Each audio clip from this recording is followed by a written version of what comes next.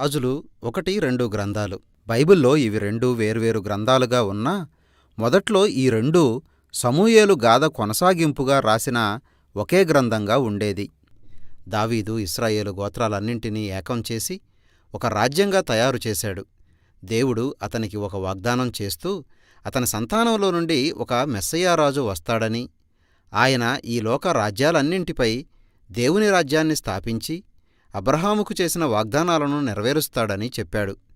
దావీదు తరువాత వచ్చిన అనేకమంది రాజుల గురించిన గాథలు రాజుల గ్రంథం వివరించింది. ఆ రాజుల్లో ఏ ఒక్కరూ ఆ వాగ్దానానికి సరిపడినట్టుగా జీవించలేదు. వాస్తవానికి వారంతా కలిసి ఇశ్రాయేలు రాజ్యాన్ని అధోగతికి తీసుకెళ్లారు. ఈ గ్రంథాలు 5 భాగాలుగా చేయొచ్చు. దీని గాథంతా యెరూషలేముతో ప్రారంభమై యెరూషలేముతోనే ముగుస్తుంది. మొదటిది సొలొమోను పరిపాలన, దేవుని మందిర నిర్మాణంతో ప్రారంభమైంది. చివరి భాగంలోని ముగింపు యెరూషలేము ధ్వంసం కావడం, ఇశ్రాయేలు చెరలోకి వెళ్ళిపోవడం. ఈ విషాదకరమైన ముగింపు వరకు నడిచిన గాథ అంతా మధ్యలో మిగిలిన 3 భాగాలు. ఈ భాగాలలో ఇశ్రాయేలు రాజ్యం ఏ విధంగా 2గా చీలిపోయిందో, దేవుడు ఏ విధంగా వారి దగ్గరికి తన ప్రవక్తల్ని పంపించి వారి అవినీతిని అరికట్టడానికి ప్రయత్నించాడో, మరియు ఇశ్రాయేలు చేసిన పాపాల కారణంగా ఏ విధంగా వారు పరాయి దేశాలకు చెరలోకి వెళ్ళిపోవడం తప్పనిసరైందో వివరించబడింది. గ్రంథం 1-2 అధ్యాయాల్లో వృద్ధుడైన దావీదు నుండి సింహాసనం సొలొమోనుకు బదిలీ అయిన వివరాలున్నాయి. సొలొమోనుకు దావీదు చెప్పిన చివరి మాటలు గతంలో మోషే, యెహోషువ, సమూయేలు ప్రజలకు చెప్పిన మాటల్లాగా ఉంటాయి. అవన్నీ ఇశ్రాయేలు ప్రజలు నిబంధన ఆజ్ఞలకు నమ్మకంగా లోబడాలని, వారి విధేయత అంతా కేవలం ఇశ్రాయేలు దేవునికే ఉండాలని ఒక పిలుపుగా ఉన్నాయి. అయితే ఇక్కడ దావీదు మాటలు మాత్రం పైపై మాటలుగానే అర్థమవుతున్నాయి. ఎందుకంటే దావీదు సొలొమోను సంభాషణ తమ కొత్త రాజ్యాన్ని స్థిరపరుచుకోవడానికి ఏ విధంగా కొంతమందిని రాజకీయ కారణాలతో హతం చెయ్యాలి అనే అంశం చుట్టూ తిరిగింది. కాబట్టి అది అంత గొప్ప ప్రారంభం కాదనే చెప్పాలి. సొలొమోను ఇశ్రాయేలును నడిపించడానికి తగిన జ్ఞానం ఇవ్వమని దేవుణ్ణి అడిగినప్పటి నుండి అతని జీవితంలో ఉన్నత స్థితి ప్రారంభమైంది. ఇశ్రాయేలు దేవునికి మందిరం నిర్మించాలనే దావీదు కోరికను అతడు నెరవేర్చాడు. ఇక్కడ గాథ కొంచెం ఆగి మందిర నమూనా, వివరణపైన దృష్టి సారించింది. నిర్గమకాండంలో ప్రత్యక్ష గుడారం వర్ణనలాగా బంగారం, విలువైన రాళ్ళు, దేవదూతలు, పండ్లు, చిత్రాలు మొదలైన వాటితో కూడిన వర్ణనలు. అదంతా ఏదెను తోట వర్ణనకు సంకేతంగా ఉంది. ఎందుకంటే అది పరలోకం, భూలోకం కలిసే చోటు, దేవుని సన్నిధి తన ప్రజలతో నిలిచే చోటు. అయితే మందిర నిర్మాణం పూర్తి చేశాడో లేదో సొలొమోను కొన్ని తీవ్రమైన చెడు నిర్ణయాలు తీసుకోవడంతో రాజ్యం చెల్లాచెదురైపోయింది. రాజకీయ ప్రయోజనాల కోసం అతడు వందలాది మంది అన్యరాజుల కుమార్తెలను పెళ్లి చేసుకోవడం మొదలెట్టాడు. ఆ వెంటనే అతడు వారి దేవతల్ని పూజించడమే కాక వాటి పూజను ఇశ్రాయేలులో ప్రవేశపెట్టాడు. చాలా గొప్ప సంపదని కూడబెట్టాడు. పెద్ద సైన్యాన్ని తయారు చేశాడు. తన భవన నిర్మాణ కార్యక్రమాల కోసం వెట్టిపనివారిని నియమించాడు.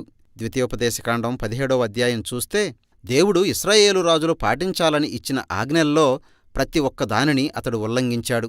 ఆఖరికి అతడు చనిపోయే నాటికి సొలొమోను తన తండ్రి దావీదును పోలి ఉన్నదానికంటే ఐగుప్తురాజు ఫరోను పోలి ఉన్నాడని చెప్పవచ్చు. తరువాతి భాగం పూర్తిగా తన తండ్రిలాగా ప్రవర్తించే రెహబాము అనే సొలొమోను కొడుకు గురించి వర్ణనతో ప్రారంభమైంది. అది దురాశ, అధికార వ్యామోహంతో కూడిన ఒక విషాదగాథ. వెట్టిపనివారి మీద అతడు పన్నులు పెంచేశాడు. యరొబాము నాయకత్వంలో ఉత్తర దేశంలోని గోత్రాలు దానిని ఒప్పుకోలేదు. వాళ్లు ఎదురుతిరిగి విడిపోయి తమ స్వంత రాజ్యాన్ని స్థాపించుకున్నారు. కాబట్టి ఇప్పుడు మన గాథలో యెరూషలేము రాజధానిగా యోదా అనే దక్షిణ రాజ్యం దావీదు వంశంలోని రాజుల కింద, సమరయ పట్టణం రాజధానిగా చేసుకుని ఇశ్రాయేలు అని పిలిచే ఒక కొత్త ఉత్తర రాజ్యం ప్రారంభమైంది. దక్షిణ దేశంలో సొలొమోను కట్టించిన దేవాలయానికి పోటీగా యరొబాము 2 దేవాలయాల్ని నిర్మించాడు. వాటిలో ఇశ్రాయేలు దేవుణ్ణి సూచించడానికి బంగారు దూడ విగ్రహాన్ని నిలబెట్టాడు. నిర్గమాకాండం 32వ అధ్యాయంలోని బంగారు దూడకి దీనికి పోలిక బాగా కనిపిస్తుంది. ఇక్కడి నుండి గాథ అంతా ఉత్తర, దక్షిణ రాజ్యాల మధ్య అటూ ఇటూ తిరుగుతూ నడిచింది. ఆ 2 రాజ్యాల్లో సుమారు 20 మంది ఒకరి వెనుక ఒకరు రాజులుగా వచ్చారు. ఒక్కొక్క రాజు ప్రవేశించినప్పుడల్లా గ్రంథకర్త అతని పరిపాలనని కొన్ని అంశాల వెలుగులో అంచనా వేశాడు. వారు కేవలం ఇశ్రాయేలు దేవుణ్ణి మాత్రమే పూజించారా, లేక ఇతర దేవతల పూజని కూడా ప్రోత్సహించారా? ప్రజలు చేసే విగ్రహారాధనను అడ్డుకోవడానికి ఏమైనా చేశారా? దావీదులాగా వారు నిబంధనకు నమ్మకంగా వ్యవహరించారా, లేక అవినీతి, అక్రమాలు జరిగించారా? ఈ అంశాల ప్రకారం చూస్తే ఉత్తరాన ఉన్న ఇశ్రాయేలు రాజ్యంలో మంచి రాజు ఒక్కడూ లేడు. 20 మందికి 0. దక్షిణ రాజ్యం యోదాలో 20 మంది రాజులకి కేవలం 8 మంది మాత్రమే మంచిగా ప్రవర్తించారు.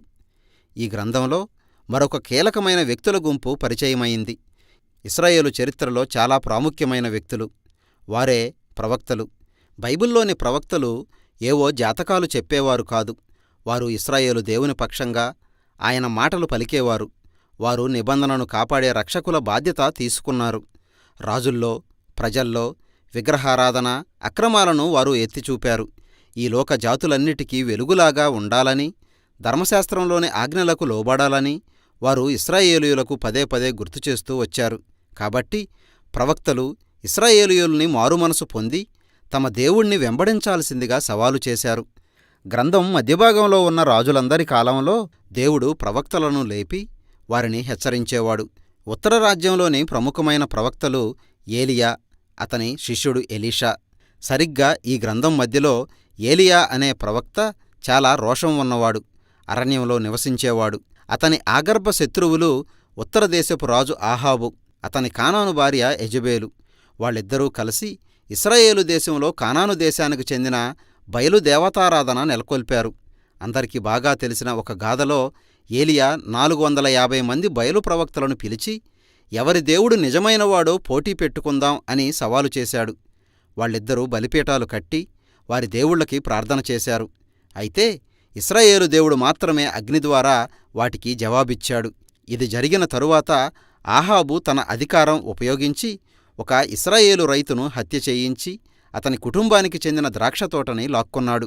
ఆహాబు చేసిన ఆ అక్రమాన్ని ఏలియా ఎదిరించి అతని వంశ పతనం గురించి ప్రవచించాడు. ఆ తర్వాత ఏలియా ప్రవక్తగా తన వారసత్వాన్ని తన శిష్యుడైన ఎలీషాకి అందించాడు. అతడు ఏలియా కలిగి ఉన్న దానికంటే 2 రెట్లు శక్తి తనకి కావాలని అడిగాడు. ఇక్కడ మనం గమనించాల్సిన ఒక విశేషం ఏమిటంటే, గ్రంథకర్త ఏలియా చేసిన 7 అద్భుతాలు ప్రస్తావిస్తే ఎలీషా చేసిన 14 శక్తివంతమైన అద్భుతాల వివరాలని గ్రంథస్థం చేశాడు. ఈ ఇద్దరు ప్రవక్తలు బహుశక్తిగల వ్యక్తులు. ఇద్దరూ ఇశ్రాయేలు రాజులు జరిగించిన విగ్రహారాధనని, అక్రమాలని ఖండించి వారినెదిరించారు. ఏమైనప్పటికీ వారు ఇశ్రాయేలును దాని భ్రష్టత్వం నుండి వెనక్కి తీసుకురాలేకపోయారు. తరువాతి భాగంలో యోహు అనే రాజు చేసిన ఒక రక్తపాతంతో కూడిన తిరుగుబాటుతో ఒక్కసారిగా ఉత్తర రాజ్యం దద్దరిల్లిపోయింది. అతడు ఆహాబు కుటుంబాన్ని నాశనం చేశాడు. మొదట్లో యోహుని దేవుడే అభిషేకించి పంపించినా అతని హింసకి అడ్డు అదుపు లేకుండా పోయింది. దానిలో చెలరేగిన రాజకీయ హత్యలు, తిరుగుబాటులతో ఇశ్రాయేలు రాజ్యం ఇక ఎన్నటికీ కోలుకోలేదు. యోహు తరువాత కుట్ర వెంబడి కుట్రలు జరిగాయి. ప్రతి రాజు ఇతర దేవతలను పూజించి విపరీతమైన అక్రమం జరిగించారు. ఈ పరిస్థితి చివరికి రాజులు 2వ గ్రంథం 17వ అధ్యాయానికి నడిపించింది. పరమ దుర్మార్గమైన అషూరు సామ్రాజ్యం ఉత్తర రాజ్యంపైకి దండెత్తి దానిని నాశనం చేసింది. రాజధాని నగరమైన సమరయని పూర్తిగా స్వాధీనం చేసుకుంది. ఇశ్రాయేలీయులు చెరలోకి వెళ్లి ప్రాచీన ప్రపంచమంతటా చెదిరిపోయారు. 17వ అధ్యాయం చాలా కీలకం. గ్రంథకర్త గాథని ఇక్కడ కొంచెంసేపు ఆపి ఇప్పటివరకు జరిగిన దానిని ప్రవచనపూర్వక సమీక్ష చేశాడు. ఉత్తర రాజ్యం పతనానికి కారణం అది జరిగించిన విగ్రహారాధన, నిబంధన పట్ల దాని ప్రజలు, రాజుల అపనమ్మకత్వం అని అతడు విమర్శించాడు. దేవుడు వారి నిర్ణయాల ఫలితాలను వారు అనుభవించేలా చేశాడు. ఆ గ్రంథం చివరి భాగం ఇక మిగిలి ఉన్న దక్షిణ రాజ్యంపై దృష్టిపెట్టింది. అషూరు రాజులు యెరూషలేముపైకి దండెత్తి వచ్చినప్పుడు దేవునిపైనే తన నమ్మకాన్ని నిలిపిన హిజ్కియా లాంటి వీరోచితమైన రాజులను మనం ఇక్కడ చూస్తాం. అలాగే దేవాలయంలో పాత ధర్మశాస్త్రం ప్రతిని కనుగొన్న యోషియా గురించి కూడా చూస్తాం. అతడు దానిని చదవడం ప్రారంభించాడు. తన హృదయంలో ఒప్పింపబడి తన రాజ్యంలో మత సంస్కరణలు జరిగించిన విగ్రహారాధనని, కానాను మతాచారాల ప్రభావాన్ని పూర్తిగా నిర్మూలించాడు. అయినా అప్పటికే యూదారాజ్యం బాగా దిగజారిపోయింది. పైన చెప్పిన 2 రాజుల మధ్యలో వచ్చిన రాజు మనష్షే. అతడు అందరికంటే అత్యంత హీనుడైన రాజు. అతడు యెరూషలేము దేవాలయంలో విగ్రహాలను నిలిపి పూజించడమే కాక శిశుబలుల్ని మొదలుపెట్టి దానిని ప్రోత్సహించాడు. కాబట్టి దేవుడు ప్రవక్తల్ని పంపించి ఇక వారి సమయం ముగిసింది అని ప్రకటించాడు. ఇశ్రాయేలు ఇక తిరిగి రాలేని స్థితికి వెళ్ళిపోయింది. చివరి అధ్యాయాల్లో బబులోను సామ్రాజ్యం యెరూషలేమును ఆక్రమించింది. దేవాలయాన్ని నాశనం చేయడం, యూదుల్ని, దావీదు సంతానమైన రాజవంశీకుల్ని చెరగా తీసుకుపోవడాన్ని వర్ణించాయి. ఈ గాథ అంతం ఇశ్రాయేలు దేవుడు విడిచిపెట్టేశాడా, దావీదు వంశంతో ఆయన తెగతింపులు చేసుకున్నాడా అనే మీమాంసలో పడేస్తాయి. గ్రంథంలోని చివరి పేరాలోని వృత్తాంతం యూదులు చెరలోకి వెళ్లిన 40 సంవత్సరాలకు జరిగింది. ఒక విచిత్రమైన గాథ ఇక్కడ ఉంది. దావీదు వంశానికి చెందిన యెహోయాకీను అనే వ్యక్తి గురించి. యెరూషలేములో ఉంటే అతడు రాజయ్యేవాడు. బబులోను రాజు అతన్ని చెరసాల నుండి విడుదల చేసి ఇక అతని మిగిలిన జీవితమంతా తన బల్లమీద తనతో కలిసి భోజనం తినేలా ఏర్పాటు చేశాడు. ఇంతటితో ఈ గ్రంథం ముగుస్తుంది. ఈ వివరణ అంత పెద్దగా లేకపోవచ్చుగాని దేవుడు దావీదు వంశాన్ని విడిచిపెట్టలేదు అనే ఒక ఆశాకిరణం ఇక్కడ ప్రసరించింది. ఇప్పుడు ప్రశ్నేమిటంటే, ఇది ఏ విధంగా దేవుడు అబ్రహాముకు, దావీదుకు చేసిన వాగ్దానాన్ని నెరవేర్చబోతుంది? ఆయన ఏ విధంగా మెస్సీయ రాజ్యాన్ని స్థాపించి ఈ భూలోక జాతుల్ని దీవిస్తాడు? ఈ ప్రశ్నలకు జవాబు తెలుసుకోవాలంటే మీరు ముందుకు సాగి జ్ఞానసాహిత్య గ్రంథాలు, ప్రవక్తల గ్రంథాలని చదవాలి. ఇప్పటికి మాత్రం రాజుల గ్రంథాలు చెప్పే విషయాలు ఇవే.